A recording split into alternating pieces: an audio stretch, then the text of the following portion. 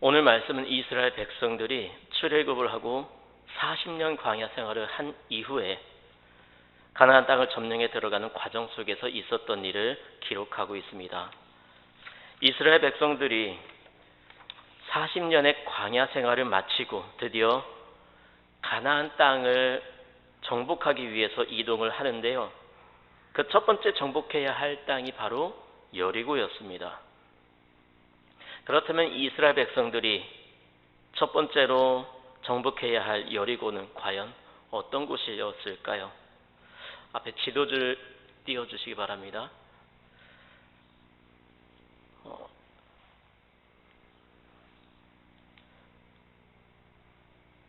여리고의 정확한 위치는 여기 사해가 있는데요. 사해 바로 위쪽에 있습니다. 사해와 인접해 있는 곳이라고 생각을 하시면 되는데요. 사해 바로 위쪽에 요단강이 있는데요. 그 요단강 서쪽에, 요단강을 중심으로 왼쪽에 바로 여리고가 있습니다. 맨 위에 지도를 보시면 맨 위에부터 히위 족속, 헷 족속, 기르가스 족속, 또 요단 오른편에 아모리 족속, 요단 서편에 가나안 족속, 브리스 족속, 뭐 이렇게 히위 족속, 아모리 족속, 헷 족속 이렇게 분포되어 있는데요. 이 여리고는 가나안 땅의 중심부에 위치해 있다는 것을 알 수가 있습니다.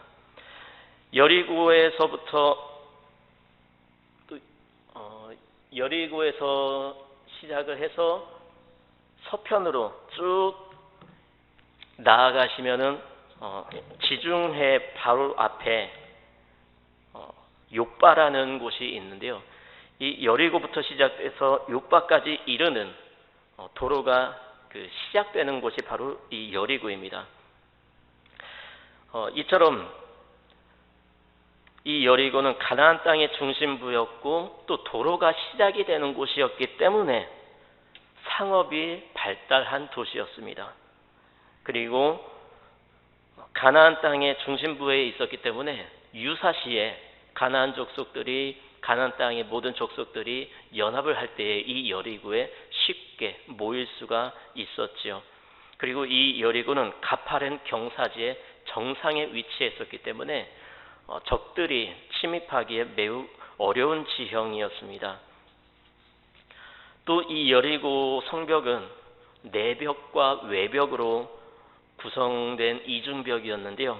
그 외벽은 그 두께가 6자라고 성경에 나오는데 6자면은 오늘날 미터로 환산하면 1.8m 정도의 두께가 되는 것이죠. 그리고 내벽은 무려 3.5m의 두께가 되는 그러한 어마어마한 성이었죠. 그리고 그 성의 높이는 약 9m나 되었기 때문에 그 여리고성을 침략하기는 매우 힘든 그러한 성이었습니다. 여호수아가 첫 번째 공략 대상으로 결정한 여리고는 그 당시 규모 면에서는 그렇게 크지 않은 성이었고 보통의 성읍이었습니다. 그러나 규모는 그렇게 크지는 않았지만 성벽의 구조면에서는 그 시대의 다른 지방에 있는 어떤 성보다도 견고한 성이었습니다. 그리고 이 여리고성은 그 위용이 얼마나 대단했는지 멀리서 봐도 한눈에 알 수 있는 성이었다라는 것이죠.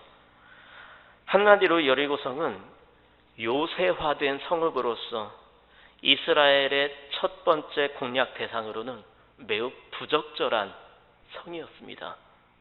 그런데 하나님은 가나안 정복 전쟁의 첫 번째로 여리고성을 지목을 하십니다.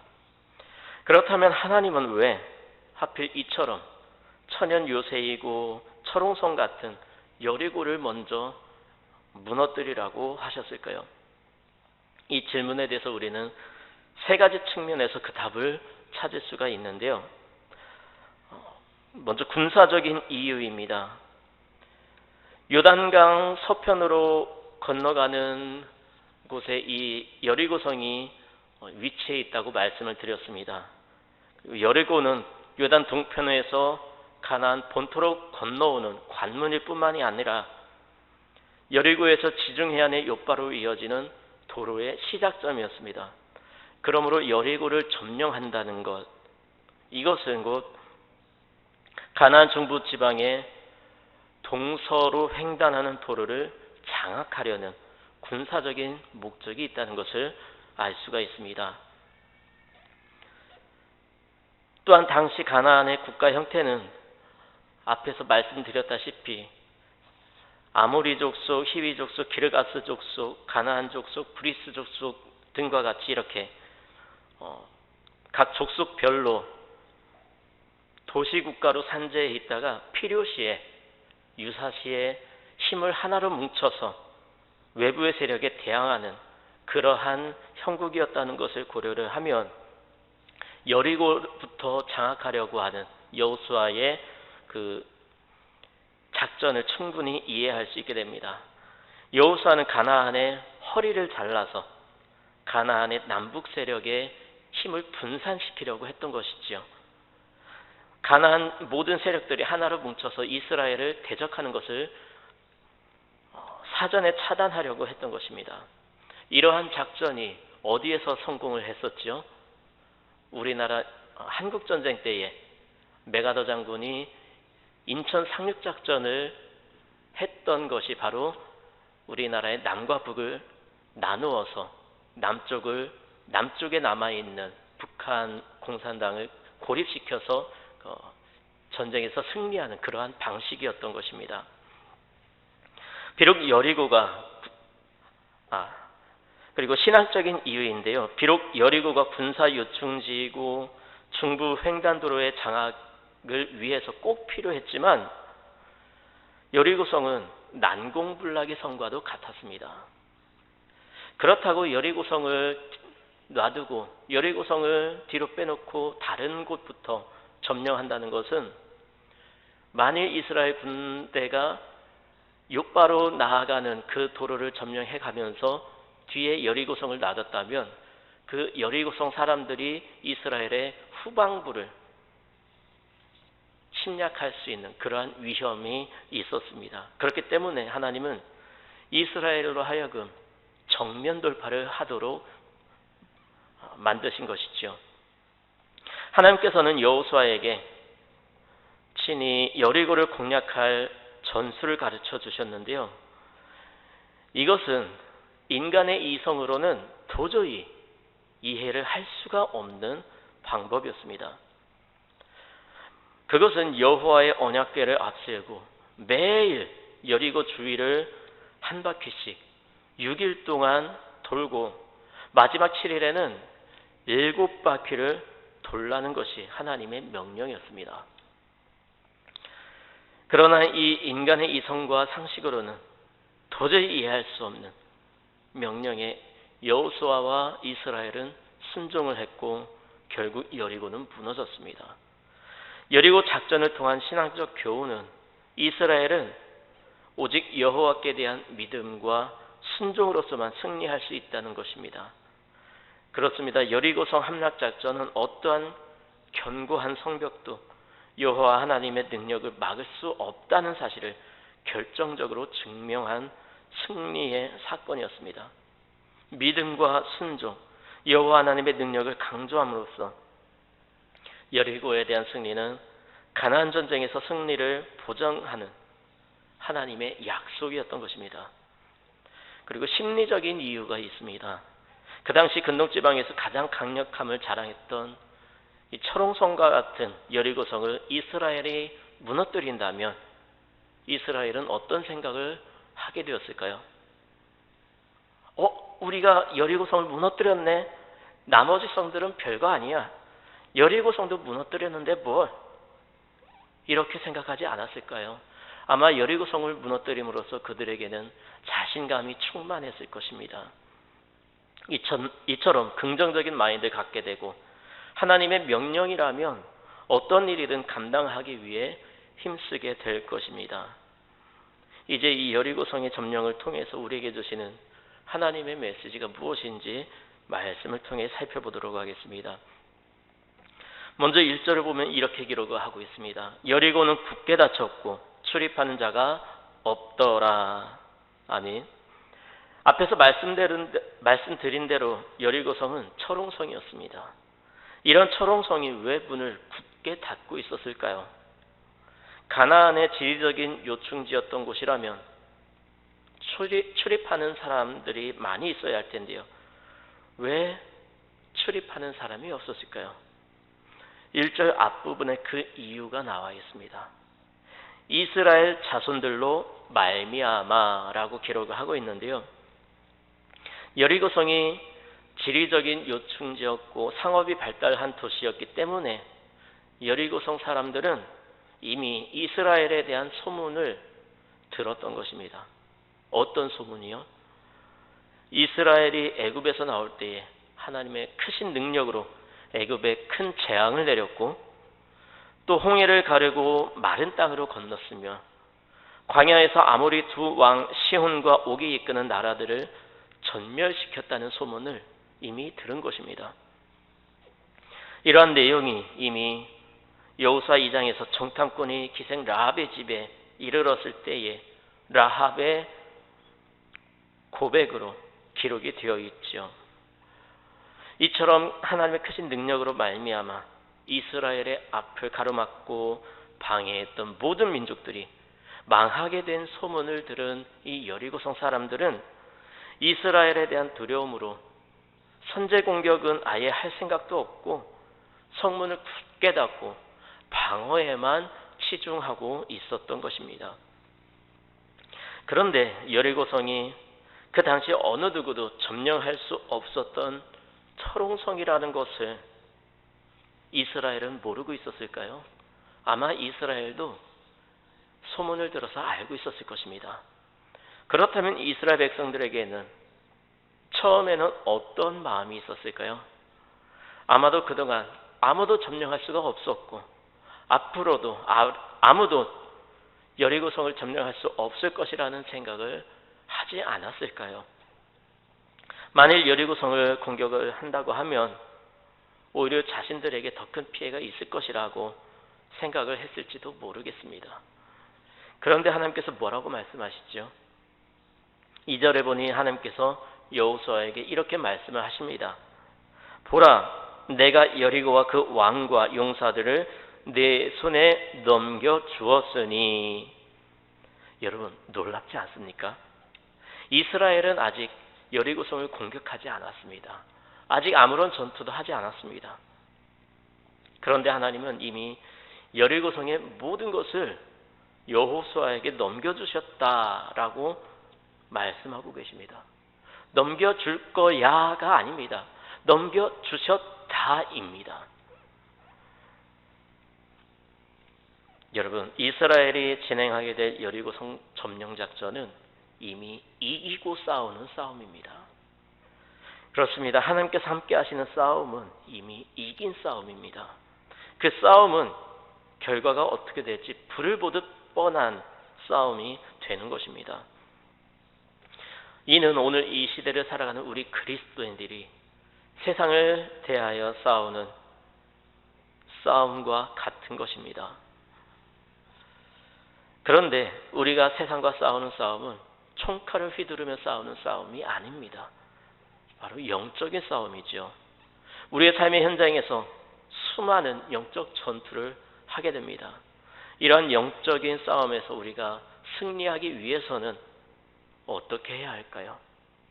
여러분, 여호수아를 보십시오. 여호수아가 여리고성을 향해 진격하기 전에 하나님의 군대 장관이 여호수아에게 나타나셨습니다. 그 장면이 여호수아 5장에 나타나 있는데요. 그가 가로되 아니라 나는 여호와의 군대 장관으로 이제 왔느니라. 여호수아가 땅에 엎드려 절하고 가로되 나의 주여 종에게 무슨 말씀을 하려 하시나이까. 여호와의 군대 장관이 여호수아에게 이르되 내 발에서 신을 벗으라. 내가 선 곳은 거룩하니라. 여호수아가 그대로 행하니라. 아멘. 하나님께서는 여리고 전쟁을 위해 여호수아가 영적으로 준비하기를 원하셨습니다. 발에서 신을 벗는다는 것은 그 땅이 거룩하신 하나님의 땅이라는 것을 인정하는 것이고, 여호수아 자신이 하나님의 종이라는 것을 인정하는 것입니다. 오늘 우리는 예배를 통해 우리 자신을 영적으로 준비해서 세상에 대하여 승리할 수 있는 재충전의 시간을 갖게 됩니다. 하나님을 향한 찬양과 예배로 하나님께 나아가는 것입니다.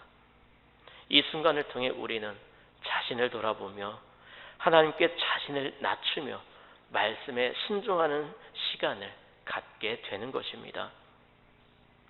이제 하나님은 여호수아에게 특별한 전투 전술을 가르쳐 주십니다. 그 내용이 4절과 5절입니다. 그리고 6절부터 16절까지는 하나님께서 여호수아에게 가르쳐 주신 작전을 구체적으로 수행하는 과정을 그리고 있습니다. 6절부터 16절까지의 내용을 간략하게 요약을 해보면 다음과 같습니다. 먼저 이스라엘의 모든 군사가 6일 동안 한 바퀴씩 도는 것이었습니다. 그 행진의 방법은 7 제사장이 양각 나팔을 잡고 여호와의 궤 앞에 나아가는 것입니다. 그리고 백성들은 아무 말도 하지 말고 조용히 하는 것이었습니다. 그리고 7일째에는 7바퀴를 도는 것이었죠. 그리고 7바퀴를 다 돈 후에 나팔 소리가 들릴 때에 백성들이 한꺼번에 외치는 것이었습니다. 이것이 하나님께서 가르쳐 주신 작전의 전부입니다. 3절에 보니 이스라엘의 모든 군사가 성 주위를 매일 한 바퀴씩 돌라고 말씀하십니다. 여러분, 이때의 이스라엘 군사가 대략 몇 명 정도 되었을까요? 학자들은 대략 20만 명 정도로 추정을 하고 있습니다. 그렇다면 여리고 성의 넓이는 대략 어느 정도 되었을까요? 고고학에 의하면 32,376제곱미터라고 하는데요. 이 정도의 넓이면 여의도의 10분의 1 정도의 넓이로 보시면 될 것 같습니다. 그리 큰 성은 아닌 것입니다. 몇 시간 만에 돌 수 있는 넓이입니다. 그렇게 돌되 군사들의 맨 앞에는 하나님의 언약궤가 있고, 언약궤 앞에는 7 제사장이 7 나팔을 불며 군대를 이끌었습니다. 그런데 그렇게 돌면서 어느 누구도 단 한마디 말도 해서는 안 되었습니다. 그저 나팔만 불어야 했죠.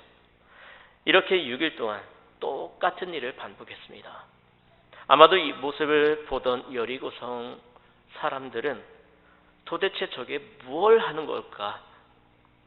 그렇게 생각을 하면서 아마 긴장을 했을 것입니다. 그런데 6일 동안 매일같이 여리고성을 돌고 돌아도 아무런 일이 일어나지 않았죠. 이스라엘 군사들이 하는 일은 그저 6일 동안 매일 한 바퀴씩 돌고 진영으로 돌아와서 그냥 자는 것이었습니다. 아마 이스라엘 군사들도 의아했을 것입니다. 도대체 뭐 하는 거지? 이렇게 매일 한 바퀴씩 돌아서 뭐 하는 걸까? 무슨 작전이 이래? 하면서 의심하는 마음도 들었을 것입니다. 그러나 그들이 해야 할 일은 아무 말 없이 매일 똑같이 한 바퀴씩 여리고성을 아무 말 없이 도는 것이었습니다. 그리고 하나님께서는 마지막 7일째에는 7바퀴를 돌라고 말씀하십니다. 이스라엘 군사들은 하나님의 명령대로 7바퀴를 돌았죠. 그리고 제사장들이 나팔을 불 때에 이스라엘 군사들이 큰 소리로 외쳤습니다. 그런데 바로 그때 놀라운 일이 일어나죠. 철옹성과 같아서 절대로 무너지지 않을 것 같았던 이 여리고성이 내벽과 외벽이 모두 무너져 내린 것입니다. 이스라엘은 여리고성을 무너뜨리기 위해 삽을 들지도 않았습니다. 혹은 성 밑에 땅굴을 판 것도 아니었습니다. 그냥 하나님께서 말씀하시는 대로 여리고성을 돌고 돌아서 외치라고 할 때에 외친 것이 전부입니다. 여러분, 여기서 우리가 주목해야 할 것 세 가지가 있습니다. 첫 번째는 이 말도 안 되는 작전에 이스라엘 군사가 하나님의 명령대로 그대로 순종을 했다는 것입니다. 이스라엘은 하나님께서 말씀하시는 그대로 모두 다 이행했습니다. 말도 안 되는 것 같은 작전을 수행하라는 말을 듣고도 그대로 행한 것이지요. 바로 그때 하나님께서 역사하셨습니다. 하나님은 하나님의 뜻대로 행하는 사람들을 통해 역사하십니다. 하나님의 뜻을 이루어 가십니다.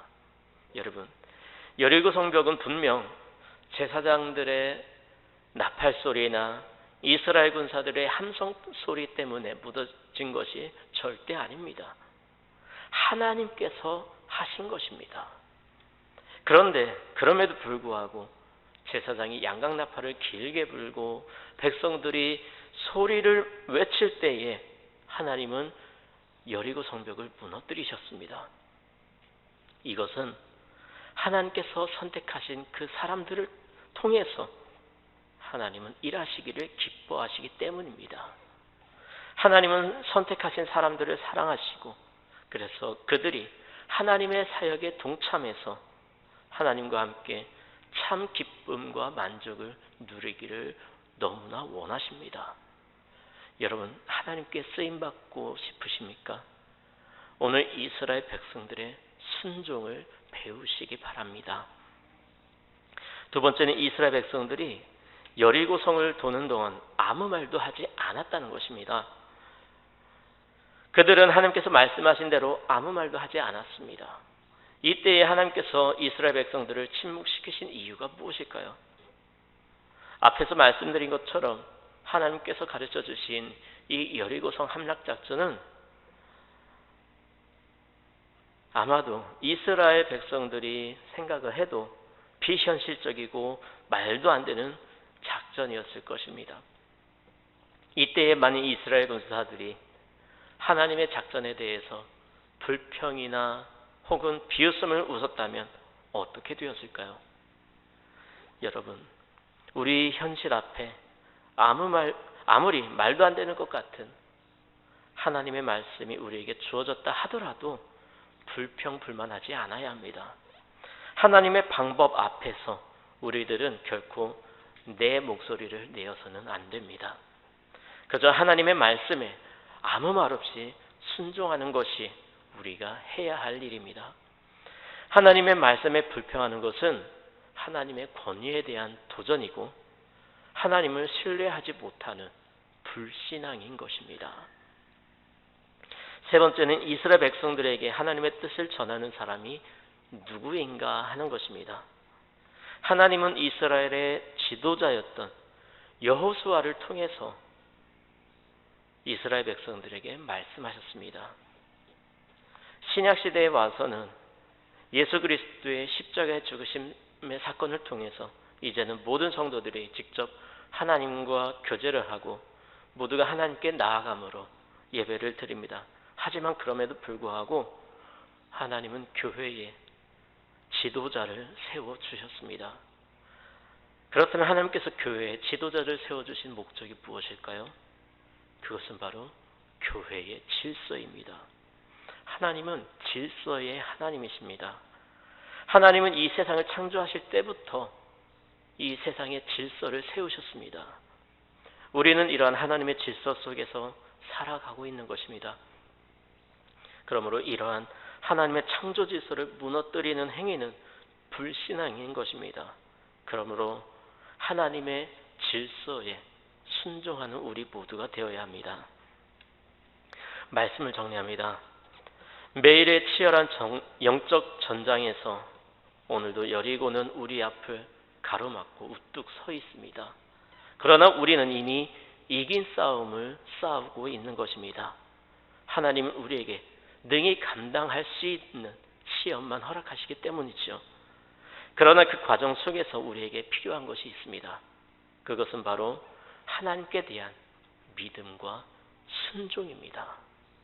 아무리 힘들고 어려워도 불평불만하지 말고 묵묵히 하나님을 의지하고 말씀에 순종하여 나아갈 때에 하나님은 승리를 허락하십니다.